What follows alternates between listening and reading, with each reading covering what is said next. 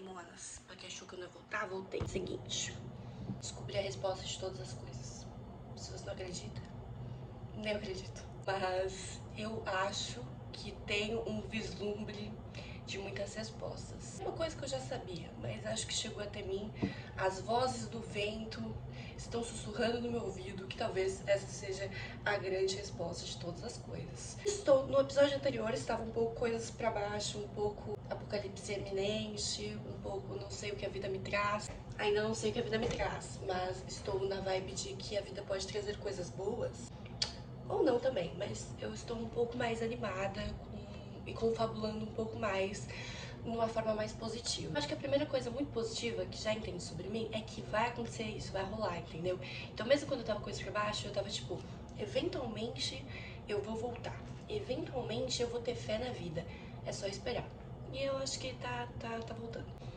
Mas, acima de tudo, entendi uma coisa muito importante. Eu tive a seguinte reflexão. Se você caiu de paraquedas, eu tinha uma marca 2020 a 2022, onde eu botei todo o meu coração e aí ela deu tudo errado e aí meu coração esmigalhou. Não só por causa da marca, mas muitas coisas por baixo me ocorreram nessa época. Fiquei um pouco esmigalhada. Mas, o que eu sinto, acompanhe esse raciocínio, porque mesmo se você não tem uma marca, talvez tenha a ver com algum processo interno que você esteja vivenciando, e eu acho que eu tenho a resposta que eu encontrei. Cheguei à conclusão que talvez a marca tenha ficado naquele restaurante tal qual Taylor Swift, entendeu? Tipo, eu mudei, tudo mudou, e ao mesmo tempo a marca ficou ali meio na conjuntura do que ela foi, e ao mesmo tempo que quando eu, tipo, tentava pegar o que eu mudei, eu mudava demais, tirava a essência do que ela é. É importante que a essência se mantenha, né? Então eu entrei num movimento muito complexo, porque ele era... Tipo, quando eu puxava por um novo, porque o velho não fazia mais sentido, esse novo também não fazia sentido, porque ele era novo demais e se desconectava com a essência. Só que quando ia pro caminho da essência, não conectava com o novo, sabe? Porque eu não fiquei naquele restaurante, eu segui em frente. O que ocorreu com essa reflexão é que, no final de tudo, estava olhar para mim para obter as respostas. E, invariavelmente, é isso que eu sempre faço. Quando eu estou muito perdida, ao invés de procurar no externo a resposta, eu tento olhar para mim, para as coisas que eu fiz, para as coisas que eu acredito e entender qual é a resposta. Porque a resposta, ela não é universal, a resposta tá dentro de você. O que tá certo pra gente não é o mesmo certo do outro. Isso é uma coisa que eu tenho trabalhado na terapia. Na última sessão de terapia que eu fiz, a pessoa terapeutizada, ela é um sabor, ela é um molho. E na última sessão de terapia que eu fiz, a gente tava falando sobre isso. Eu tava muito falando sobre a ideia da construção de vaidade. Eu acho que deu pra perceber que eu venho me tornando uma pessoa um pouco mais vaidosa do que eu já fui em outros períodos, mas eu acho que a vaidade sempre foi uma questãozinha pra mim. Só que agora eu tô escolhendo olhar pra ela com muita dedicação, porque eu comecei a perceber que ela desenrola com muita coisa do meu profissional, já que eu trabalho com a área da moda e então o senso estético deveria ser uma coisa que eu deveria perseguir. Eu deveria perseguir? Essa é a questão que eu tenho tenho elaborado na terapia. E aí, o que eu tenho elaborado com a minha terapeuta é que o estético e o belo e a minha vaidade, elas não precisam ser conceitos explorados pelo outro. Elas podem ser conceitos do que pra mim é o belo e do que pra mim é essa vaidade e encontrar o meio do caminho que faz sentido para mim. Porque eu sinto que eu fico muito presa de achar que se eu for pra esse caminho do belo, eu vou ficar presa nessa amarra e isso não é algo que me interessa. Não me interessa ficar presa nesse grande rótulo e prisão mesmo que as mulheres acabam chegando por causa da zona de vaidade. Mas o que eu estou tentando entender em terapia é que eu posso achar minha própria zona de conforto dentro desse caminho do belo e do estético, onde pode ser um belo e um estético que não me ocasione dentro de uma prisão. Seja um novo parâmetro do que é, do que faz sentido. E se você for parar pra pensar, isso é meio que sobre tudo, é o nosso parâmetro das coisas, assim. E outra coisa também que eu tô tentando trabalhar é a minha autodisciplina com tudo. Assim, eu sinto que eu tenho sido muito indisciplinada, por exemplo, com a minha alimentação. E eu tenho tido alguns episódios de descontrole, assim, de uma fome muito emocional, de muitas vezes que eu tô comendo simplesmente pra curar a ansiedade. E eu já percebi que, assim, a ansiedade é minha grande vilã, ela arruina a minha vida em várias camadas. E eu tenho tentado entender como que eu faço pra lidar com esse monstrinho debaixo da cama. Às vezes eu pego na mão dele, às vezes ele ainda me domina um pouquinho. Mas o que eu tenho também tentado compreender, e eu elaborei com a Camila, conforme eu fui fazendo meu discurso do que seria essa autodisciplina, ela percebeu que eu estava conectando muito a questão de disciplina com restrição. E disciplina e restrição não são as mesmas coisas. E ela me elaborou isso. E eu fiquei, caramba, não é, né? E eu tava considerando que para ser uma pessoa mais disciplinada e ir atrás dos meus objetivos e das coisas que eu quero, eu iria para esse lugar muito quadrado, muito engessado, que não faz sentido para mim. Mas com a terapia eu tô tentando entender qual é esse lugar, que ele não precisa ser um engessado, mas que ele ainda faça sentido para uma lógica mais disciplinada para que eu possa alcançar os meus objetivos, mesmo que sejam objetivos fúteis. E desconstruir essa futilidade e desconstruir que talvez, porque eu percebi que para mim beleza tem muito a ver com merecimento, tipo, o belo, o estético e ter coisas e me dar tempo para pensar em ter coisas ou construir uma estética me remete muito a uma coisa de futilidade e me remete muito a uma coisa de merecer. O ter é igual a merecer. E eu fujo disso porque talvez eu ache que eu acredite que eu não mereça aquilo, sabe? Eu não mereço esse tempo, eu não mereça esse cuidado. E por que eu não mereço? Então, eu acho que são várias desconstruções que eu tenho que fazer de um todo, assim, muito grande, mas, independente das minhas questões individuais, eu acho que tudo tá muito conectado, que é o vislumbre que eu tô trabalhando na terapia, que são as minhas crenças e valores dentro de qualquer preceito que eu vá desenvolver, sabe? Então, não é o belo do outro, não é o certo do outro, não é a disciplina do outro, é o que faz sentido pra mim.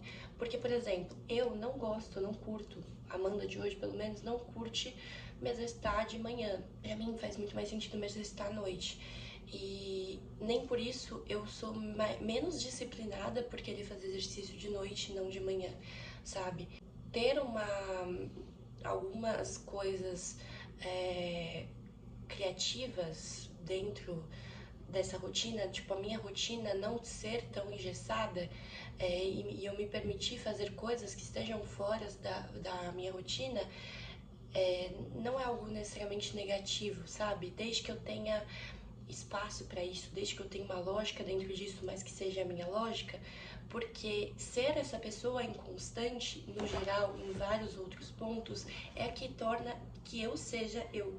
Então, esse formato irregular, essa ilinearidade de pensamento é que faz com que eu seja a Amanda e que tenha as ideias do jeito que a Amanda tem e que faça com que eu me expresse do jeito que eu me expresso.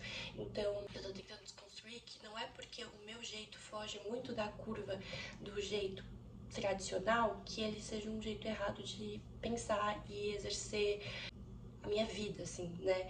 Ela não precisa ser moldada para um jeito específico. Eu preciso só achar pro meu jeito específico o que é essa disciplina, o que é estar arrumada. Eu acho que é um pouco da brisa de, por exemplo, estar arrumada dentro do seu parâmetro. O seu parâmetro de arrumado pode ser, sei lá, pentear o cabelo, dar um banho e passar um hidratante labial. E aí o de outra pessoa vai ser estar arrumada, é preciso no mínimo fazer um penteado, uma make básica e colocar uma roupa mais alinhada. O parâmetro de cada um, sabe? Então, entender os meus parâmetros para essa vida disciplinada que eu quero, que são os meus próprios parâmetros. Então, olhar para dentro, entender e não entender só os parâmetros para essa vida mais disciplinada, mas para o que eu acredito como senso estético, como eu acredito como verdade e o que eu acredito dentro da marca que eu quero ter, as verdades que eu quero criar e do que eu quero comunicar com as coisas que eu faço, assim. E por exemplo, aqui mesmo, assim, não é porque eu não tenha uma linearidade de postagem, então, tipo, não vem toda quarta, não vem toda terça, não significa que não seja regular, porque invariavelmente acabo que sempre estou aqui. Então, Será que isso não é muito mais regular do que uma pessoa que faz isso 4 semanas seguidas e depois nunca aparece?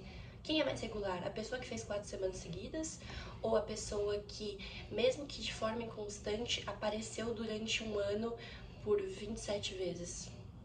Porque aí talvez a pessoa que acha que ela precisa aparecer toda quarta, ela deixa de aparecer. Porque ela não vai conseguir aparecer toda quarta. Então quem que tá mais acertando mais? Será que é tão ruim assim ser irregular? E aí a conclusão final que chego é que não chego a nenhuma conclusão, além de que devemos olhar para dentro para entender as respostas, porque a resposta não é resposta óbvia, não é uma soma matemática, um mais um é 2.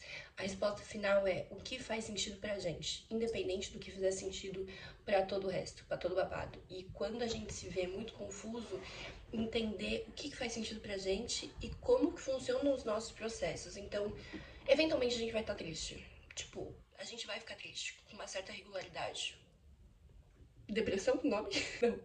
Tipo assim, mesmo que não sejamos depressivos e deprimidos. Tipo, é normal alto e baixo, sabe? Então, se vai acontecer sempre, a gente entender o que a gente faz quando isso acontece, como a gente lida. E cada um vai lidar de um jeito. Talvez o seu jeito seja ficar mais isolado, talvez o seu jeito seja conversar com alguém, independente, mas entender qual é o seu processo, avaliar ele e olhar para dentro desse processo e entender o que a gente tem como verdade e o que a gente espera como solução, não o que o outro espera da gente ou o que a gente deveria supostamente estar fazendo, mas dentro das nossas verdades, qual é o nosso caminho. Ela é uma filósofa, né? E é isso. Espero que tenha ressoado alguma coisa em você. As vozes do vento me passaram essas grandíssimas mensagens. E, gente, esses braços aqui de mulher forte, de que malha. Ela malha. Isso tenho compartilhado mais lá no perfil que era da marca, que sempre foi um grande backstage. Tenho compartilhado esses meus processos de forma real time. E eu vou dizer uma coisa pra vocês. Se vocês não comentarem o que isso aqui agregou, o que não agregou, o que vocês acham, discorda, concorda, perguntas, indagações, o que vocês querem de mim, eu vou embora. Bom mãe que ameaça. Vocês só vão me dar valor quando eu for embora. Que é isso, eu fui embora, nem assim me deram valor e agora me deixa aqui as traças. Eu sinto que eu tô falando sozinha e eu tô um pouco. Mas eu quero esse feedback pra ver se ainda faz sentido, se as vozes do vento estão dizendo verdades absolutas ou maluquices absolutas, ou que nem são verdades e nem são mentiras, mas que indagam de alguma forma. E é isso. Ai, não sei o que eu tô fazendo na minha vida, mas decidi que, independente de não saber o que estou fazendo, vou continuar fazendo. Eu não posso fugir de quem eu sou e de compartilhar esta loucura, o chamado das vozes do vento. Eu preciso falar com vocês o que elas querem dizer.